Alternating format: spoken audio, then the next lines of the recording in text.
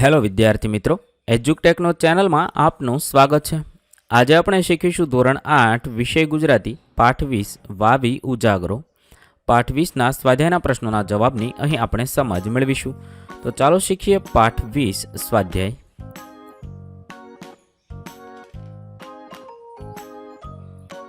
પ્રશ્ન નંબર 1 વાતચીત।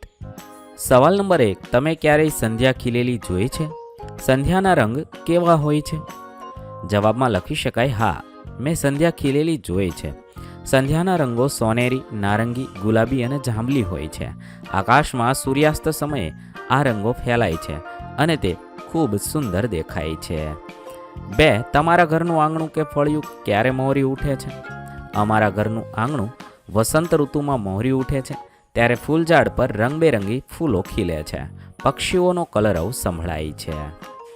3, તમારા ગામનું પાદર કેવું છે તેના વિશે કહો। હું અહીંયા નમૂનારૂપ જવાબ લખું છું, તમારે તમારા ગામના પાદર વિશે લખવાનું છે। અમારા ગામનું પાદર હરિયાળું અને શાંત છે। પાદરમાં મોટા વડલા અને પીપળાના વૃક્ષો છે જ્યાં વડીલો બેસે છે। એક નાનકડું મંદિર પણ છે। બાળકો રમવા માટે આવે છે અને પશુઓ ચરવા આવે છે। પક્ષીઓના અવાજોથી પાદર ગુંજતું રહે છે। 4, ફાગણ મહિનામાં પ્રકૃતિમાં શો ફેરફાર જોવા મળે છે? ફાગણ મહિનામાં પ્રકૃતિમાં અનેક ફેરફાર જોવા મળે છે। વૃક્ષો પર નવા પાંદડા ફૂટે છે, આંબા પર મોર બેસે છે, પલાશના લાલ ફૂલો ખીલે છે, હવામાં ગરમી વધવા લાગે છે અને પતંગિયાઓ વધુ ઉડતા દેખાય છે। 5, તમે દરિયા કિનારો જોયો છે? ત્યાં શું શું જોવા મળે છે? હા, મેં દરિયા કિનારો જોયો છે। ત્યાં મોટી મોટી લહેરો, સફેદ ફીણ, રેતાળ કિનારો, શંખલા, છીપલા, સુંદર સૂર્યાસ્ત, માછીમારોની હોડીઓ, પક્ષીઓ અને સમુદ્રી જીવો જોવા મળે છે। દરિયા કિનારે ખારું પાણી અને ઠંડો પવન પણ અનુભવાય છે। 6, વરસાદમાં કઈ કઈ રીતે વરસે છે તે કહો। વરસાદ અનેક રીતે વરસે છે। પહેલું તો ઝરમર ઝરમર, તો અતિ ધીમો અને હળવો વરસાદ હોય ત્યારે ઝરમર કહેવાય છે। મુશળધાર, તો ભારે અને જોરદાર વરસાદ હોય ત્યારે મુશળધાર કહેવાય છે। ઝાપટું, અચાનક થોડો સમય આવે તેને ઝાપટું કહે છે। ધોધમાર, ઝરણા જેવો ધોધ બની વરસે તેને ધોધમાર કહે છે। 7, સંધ્યા ટાણે શું શું જોવા મળે છે? સંધ્યા ટાણે સૂરજ આથમતો દેખાય, પક્ષીઓ પોતાના માળા તરફ પાછા ફરતા દેખાય, તારાઓ દેખાવા લાગે, આકાશમાં રંગો બદલાય, ગાયો પાછી ફરતી દેખાય, ધુમાડા સાથે રસોઈ બનતી હોય અને ઘરોમાં દીવા પ્રગટાવાય છે। 8, નદી, સરોવર અને દરિયામાં શું તફાવત છે? નદી, સરોવર અને દરિયામાં દર્શાવ્યા મુજબ તફાવત છે તો નદીમાં વહેતું પાણી હોય છે, મીઠું હોય છે, 2 કિનારા હોય છે, એક દિશામાં વહે છે, પહાડ પરથી શરૂ થઈ સમુદ્રમાં મળે છે। જ્યારે સરોવરમાં સ્થિર પાણી હોય છે, મીઠું હોય છે, જમીનથી ઘેરાયેલું હોય છે, મર્યાદિત વિસ્તાર હોય અને બંધિયાર હોય છે। દરિયો ખારું પાણી, અત્યંત વિશાળ હોય છે, મોટી લહેરો આવે છે, વિશાળ જળચર જીવસૃષ્ટિ હોય છે, તેના અનેક કિનારા હોય છે। પ્રશ્ન નંબર 2, કાવ્યમાંથી પ્રાસવાળા શબ્દ શોધો અને બીજા 2 વધુ શબ્દો ઉમેરવાના છે। ઉદાહરણ આપ્યું છે। કાવ્યમાં વપરાયેલા શબ્દ માળો અને ગાળો, તમારા શબ્દ એટલે કે આપણે લખેલા ટાળો અને ફાળો, આવી રીતે આપણે પ્રાસવાળા શબ્દ શોધવાના છે, લખવાના છે અને બીજા શબ્દ ઉમેરવાના છે। કાવ્યમાં વપરાયેલા શબ્દ છે ગાન અને તાન, બીજા ઉમેરી શકાય મોર્યું અને ફોર્યું, માન, પાન, ખોયું, જોયું, આવા બધા શબ્દો ઉમેરી શકો છો। પ્રશ્ન નંબર 3, કાવ્યમાંથી સુંદરતા, પ્રકૃતિ અને લાગણીઓ સંબંધિત શબ્દ શોધીને લખવાના છે। અહીંયા એક ઉદાહરણ આપેલું છે। સુંદરતા સંબંધિત છે શણગારેલી, પ્રકૃતિ સંબંધિત અંધારી સાંજ, લાગણી સંબંધિત જીવતરના ઝાડવાને પાન। પછી છે નવરંગી ગાન, એ સુંદરતા સંબંધિત છે, પ્રકૃતિમાં મખમલિયા વાયરે અને લાગણીમાં પગલામાંના તાન। પછી છે પાધર, મંજરીએ મોહરું, પાધર તો ધોધમાર અથવા ચોમાસું, લાગણીએ કંસાર, ગામ ફાગણથી ફોર્યું, ગામ ફાગણથી ફોર્યું। આ રીતે તમે સુંદરતા, પ્રકૃતિ અને લાગણીઓ સંબંધિત શબ્દ શોધીને લખી શકો છો। ત્યારબાદ પ્રશ્ન નંબર 4, ઉદાહરણ મુજબની જોડતી રચના કરો। ઉદાહરણ છે સાંજ તો અંધારી સાંજ, વરસાદ તો ધોધમાર વરસાદ। એવી રીતે આપણે ઉદાહરણ મુજબ લખવાનું છે। પહેલું વાયરો તો મખમલિયો વાયરો, સુગંધ તો હળવી સુગંધ, ઝાડવું તો જીવતરનું ઝાડવું, ડાળો તો લીલુડી ડાળો। 5, ગાન તો નવરંગી ગાન, 6, તાન તો અલબેલું તાન, 7 ચોમાસું તો ધોધમાર ચોમાસું, 8 સર્વર તો ખાલીખમ સર્વર. આવી રીતે આપણે ઉદાહરણ મુજબ શબ્દ લખીશું. ત્યારબાદ પ્રશ્ન નંબર 5, નીચેના શબ્દોથી જોડાયેલા અન્ય સંબંધિત શબ્દ શોધવાના છે અને લખવાના છે. ઉદાહરણ આપેલું છે માળો તો પંખી, પહેલું છે દરિયો તો માછલી, લહેર, કિનારો, જહાજ, મોજું. આવી રીતે આપણે જે શબ્દ આપેલો છે તેને સંબંધિત શબ્દ લખવાના છે. બીજું છે વાયરો તો પતંગ, વાવાઝોડું, ઠંડક, પવનચક્કી. આવા શબ્દ લખી શકાય. 3 ચોમાસું તો વરસાદ, વાદળ, ભીનાશ, ધરતી, ખેતી, હરિયાળી. આવા શબ્દ લખી શકાય.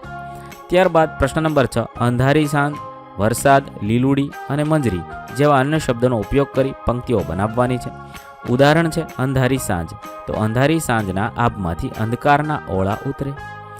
પેલું છે વરસાદ તો વરસાદની ધારા સાથે ધરતીનું તરસ્યું હૈયું ભીંજાય. 2 લીલુડી તો લીલુડી વાડીઓમાં મોરલાના ટહુકા ગુંજે. 3 મંજરી, મંજરીના સુગંધિત ફૂલોએ મધમાખીઓને આમંત્રણ આપ્યું. 4 કંસાર, કંસારના મીઠા સ્વાદમાં દાદીમાના આશીર્વાદ છલકાય. 5 પવન, પવનના સુસવાટામાં પાનખરના પાન નાચી ઉઠે. ત્યારબાદ પ્રશ્ન નંબર 7, કાવ્યપંક્તિમાં વપરાયેલી રેખાંકિત શબ્દને સાથે કૌંસમાં આપેલા શબ્દનો ઉપયોગ કરી નવી કાવ્યપંક્તિ બનાવવાની છે. 1 અંધારી સાંજને વાવી ઉજાગરો, બાર બાર ગાવ મેં બાંધ્યો છે માળો.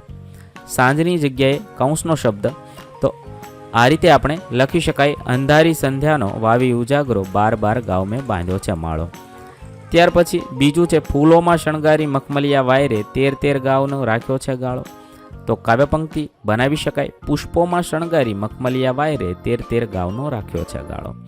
ત્રીજું છે આંગણામાં ગેલતી હળવી સુગંધ જોઈ તો આંગણામાં ગેલતી હળવી મહેક જોઈ. ત્યારબાદ ચોથું છે પાદર થઈ મંજરીને મોર્યું, લાખ લાખ શબ્દોમાં શ્વાનોના રંગ ભરી, ગામ આખું ફાગણ શું ફર્યું. હવે મંજરીની જગ્યાએ મોર લખવાનું છે.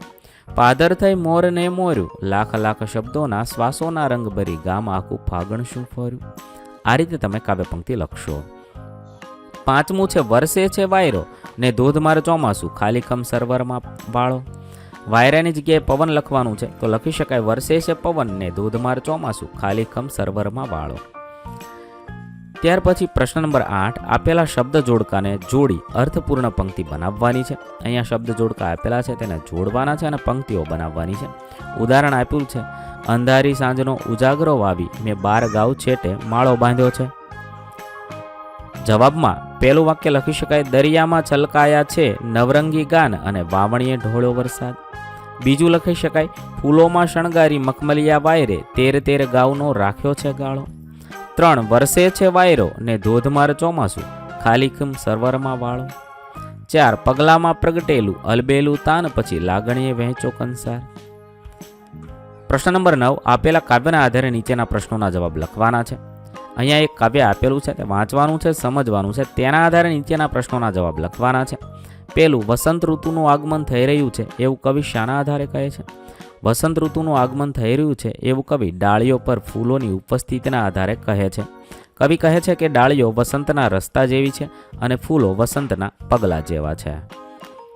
2 કવિ ફૂલો વિશે શું કહે છે.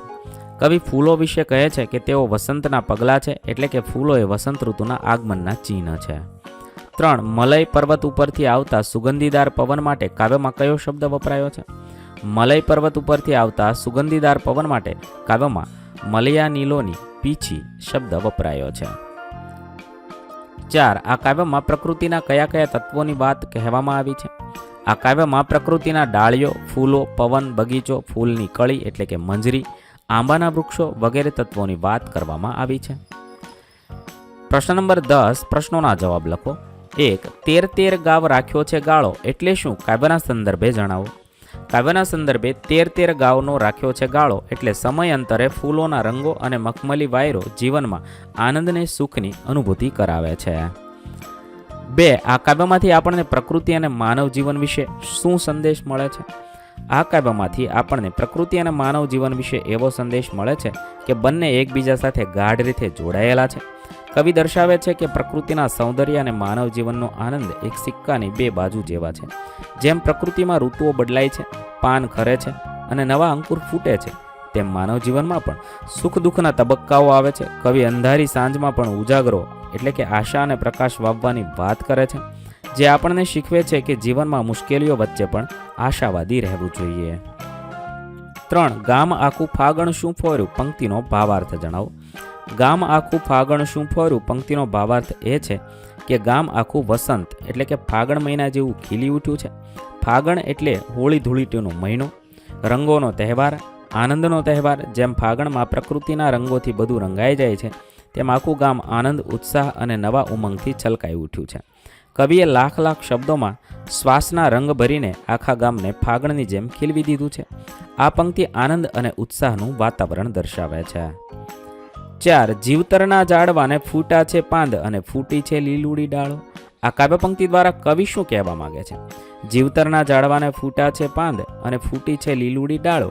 કાવ્ય પંક્તિ દ્વારા કવિ માનવ જીવનમાં આવતા નવા પરિવર્તનો અને વિકાસની વાત કરવા માંગે છે. જીવતરના ઝાડવા એટલે કે માનવ જીવન રૂપી વૃક્ષ. જેમ વૃક્ષને નવા પાન અને લીલી ડાળીઓ ફૂટે છે, તેમ જીવનમાં પણ નવી આશાઓ, નવા વિચારો અને નવી તકો આવે છે. કવિ આ પંક્તિ દ્વારા જીવનમાં આવતા નવા તબક્કાઓ, વિકાસ અને પુનર્જીવનની સુંદરતાની વાત કરે છે. આ લીલુડી ડાળો અને પાંદ આપણા જીવનમાં આવતી નવી તાજગી અને ઉમંગનું પ્રતીક છે. પ્રશ્ન નંબર 11. આપેલ ચિત્રને આધારે પ્રકૃતિની સુંદરતાનું વર્ણન કરો. અહીંયા એક ચિત્ર આપેલું છે, તે ચિત્ર જોવાનું છે અને તેના આધારે આપણે વર્ણન કરીએ. આ ચિત્રમાં એક ખૂબ સરસ દેખાતું દ્રશ્ય છે. વચ્ચે એક મોટું ઝાડ છે, જેના પર ગુલાબી રંગના ફૂલ ખીલ્યા છે. આ ફૂલો સૂરજના સોનેરી પ્રકાશમાં ખૂબ સુંદર લાગે છે. ઝાડની આજુબાજુ પતંગિયાઓ ઉડી રહ્યા છે. પાછળના ભાગમાં લીલાછમ પહાડો અને ખીણો દેખાય છે. એક સ્વચ્છ અને શાંત પાણી સાથે નદી વહે છે. આખું દ્રશ્ય સૂર્યાસ્તના સમયનું લાગે છે, કારણ કે આકાશમાં સોનેરી રંગ છે. આ ચિત્ર જોઈને આપણને એવું લાગે છે કે આપણે કોઈ પરીકથાના જગતમાં છીએ. ગુલાબી ફૂલોવાળું ઝાડ, લીલી ખીણ અને સોનેરી આકાશ સાથે મળીને એક શાંત અને સુંદર દ્રશ્ય બનાવે છે. એવું લાગે છે કે પ્રકૃતિ પોતાનો સૌથી સુંદર પોશાક પહેરીને બેઠી છે. વિદ્યાર્થી મિત્રો, આપેલા વિડીયોની જો તમારે પીડીએફની જરૂર હોય તો તમે આપણી એપ્લિકેશન સ્માર્ટ સાથી પરથી મેળવી શકશો. વિદ્યાર્થી મિત્રો, આપણી એપ્લિકેશન સ્માર્ટ સાથી પ્લે સ્ટોરમાં આવી ગઈ છે, જેની અંદર તમે બધા વિભાગ જોઈ શકો છો. તેની અંદર વિવિધ ધોરણ છે. ધોરણ ઉપર ક્લિક કરતાં વિવિધ વિષય ખુલશે. વિષય ઉપર ક્લિક કરતાં તેની અંદર આવતા પાઠ ખુલશે. તેની અંદરથી તમે પાઠ્યપુસ્તક પણ ડાઉનલોડ કરી શકો છો. તેની અંદર આપેલા પાઠમાં ક્લિક કરતાં તમે પાઠની પીડીએફ, સ્વાધ્યાયની પીડીએફ, સ્વાધ્યાયન પોથીની પીડીએફ, પાઠના વિવિધ વિડીયોઝ, સ્વાધ્યાયના વિડીયોઝ, સ્વાધ્યાયન પોથીના વિડીયોઝ બધું જોઈ શકો છો અને ડાઉનલોડ પણ માત્ર એક ક્લિકમાં કરી શકો છો. વિદ્યાર્થી મિત્રો, આપણી એપને સપોર્ટ કરજો, ડાઉનલોડ કરજો